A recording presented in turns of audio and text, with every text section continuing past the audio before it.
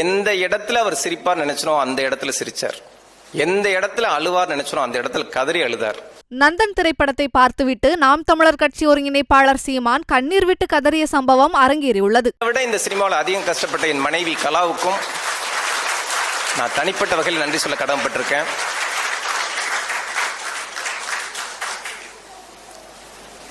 நான் அண்ணன்ட்ட சில நல்ல படங்கள் வர்றப்பெல்லாம் அண்ணன்கிட்ட பேசுவேன். அண்ணன் இந்த முன்கூட்டியே நீங்கள் இந்த படத்தை பார்த்து கருத்து சொன்னீங்கன்னா நல்லா இருக்கும்னே அப்படின்னு சொல்லிட்டு நான் அண்ணனை அழைச்சது கொட்டுக்காளி படத்துக்கு தான் நான் அழைச்சேன்.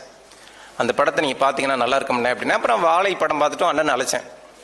நீங்கள் இந்த படம்லாம் இருக்கட்டும்னா முதல்ல ஓம் படத்தை காட்டுறான்னாரு அண்ணன். அதுக்கப்புறம் தான் நான் ஒரு படம் பண்ணி ரிலீஸுக்கு போராடிட்டு இருக்கேங்கிறதே எனக்கு தெரிஞ்சிச்சு. சரி, அண்ணனுக்கு நான் முன்திரையல் செஞ்சேன்.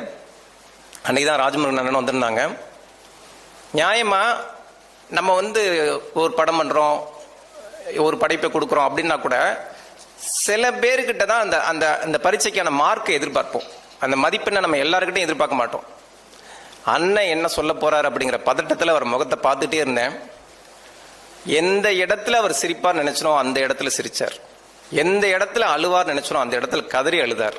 எந்த இடத்துல அவர் அந்த அந்த நக்கலையும் நையாண்டியும் புரிஞ்சு என்னை பாப்பார் நினைச்சனோ அந்த இடத்துலலாம் என்னை திரும்பி பார்த்தார்.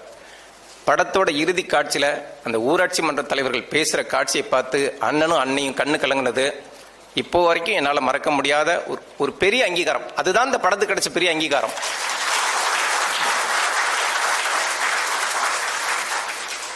உன்னோட முதல் படைப்பு இதான்டா அப்படின்னாரு. நந்தன் பார்த்துட்டு உன்னோட முதல் படைப்பு இதான் அப்படின்னாரு. கட்டி பிடிச்சிட்டாரு. நியாயமா ஒரு படம் பார்த்துட்டு கட்டி பிடிச்சிட்டு பாராட்டிட்டு கிளம்பியிருக்கலாம்.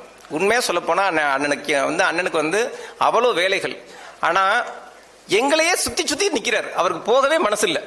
அந்த இடத்த விட்டு போகிறதுக்கே மனசு இல்லை. அந்த காட்சி அப்படிறா, அந்த காட்சி இப்படிறா, இதை எப்படா பண்ண, அதை எப்படா பண்ண. அதாவது நம்ம சில கேள்விகள் தான் நம்முடைய மொத்த கஷ்டங்களையும் சரியாக்கும். அந்த விசாரிப்புகள் தான் நம்முடைய மொத்த பாரத்தையும் இறக்கி வைக்கும்.